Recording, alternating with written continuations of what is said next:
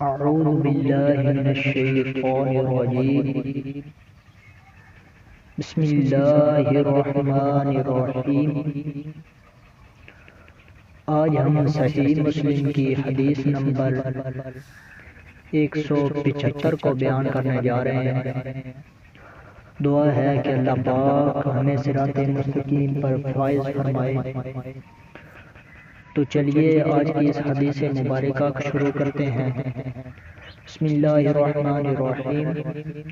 حرملہ بن وہب، یونس ابن شہاب، ابو سلمہ بن عبد الرحمن، حضرت ابو ہریرہ رضی اللہ تعالی عنہ سے روایت ہے کہ رسول اللہ صلی اللہ علیہ وسلم نے ارشاد فرمایا، جس شخص کا ایمان اللہ تعالیٰ اور روز قیامت پر ہو، پس اسے چاہیے کہ وہ اچھی بات کہے یا پھر اسے خاموش رہنا چاہیے۔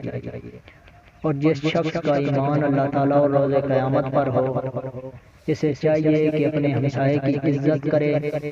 اور جس شخص کا ایمان اللہ تعالیٰ اور روز قیامت پر ہو، اسے چاہیے کہ اپنے مہمان کا اکرام کرے۔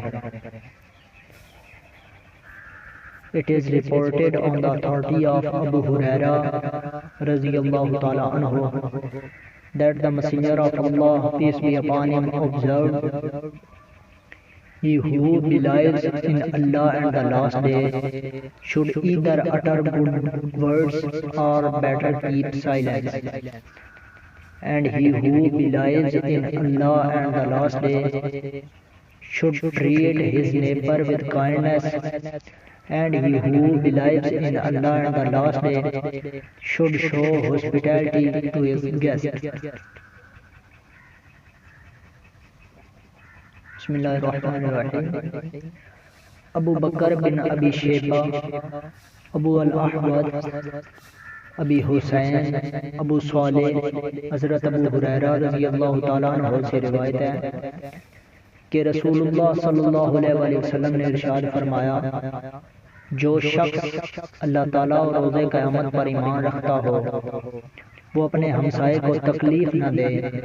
اور جو شخص اللہ تعالیٰ اور روز قیامت پر ایمان رکھتا ہو، اسے چاہیے کہ اپنے مہمان کا احترام کرے۔ اور جو شخص اللہ تعالیٰ اور روز قیامت پر ایمان رکھتا ہو، اسے چاہیے کہ وہ بھلائی کی بات کہے یا خاموش رہے۔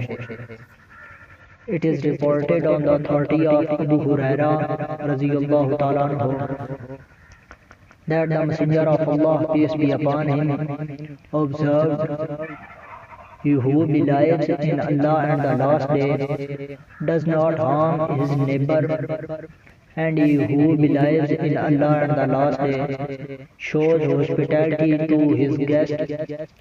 And he who believes in Allah and the last day speaks good or remains silent. Bismillahirrahmanirrahim. Ishaq bin Ibrahim، عیسیٰ بن یونس، اعمش، ابو صالح، حضرت ابو ہریرہ رضی اللہ تعالیٰ عنہ سے روایت ہے کہ رسول اللہ صلی اللہ علیہ وسلم نے اس طرح فرمایا، جو گزشتہ حدیث میں گزرا، مگر اس میں ان الفاظ کا اضافہ ہے کہ جو شخص اللہ تعالیٰ اور روز قیامت پر ایمان رکھتا ہو، وہ اپنے ہمسائے سے اچھا سلوک کرے۔ Another hadith similar to one narrated above by Abu Hussain is also reported by Abu Hurairah radiyallahu ta'ala anhu, with the exception of these words. He, the Holy Prophet, said, he should do good to his neighbor. تو ان تینوں احادیث مبارکہ کو آپ نے سنا، یقیناً آپ کو سمجھ بھی آ گئی ہوگی۔ ان تینوں احادیث مبارکہ میں مہمان کے ساتھ اور اپنے ہمسائے کے ساتھ اچھا سلوک کرنے کا ذکر کیا گیا ہے۔ اس میں مہمان کے حقوق کا ذکر کیا گیا ہے اور ہمسائے کے حقوق کا، کہ کتنا ان کا حق ہے آپ پر۔ اور اللہ پاک سے دعا ہے کہ اللہ پاک ہمیں حقوق کو ادا کرنے کی توفیق عطا فرمائے، دوسروں کے حقوق کو ادا کرنے کی توفیق عطا فرمائے، اور اپنے فرائض کو سمجھنے کی توفیق عطا فرمائے۔ وما علینا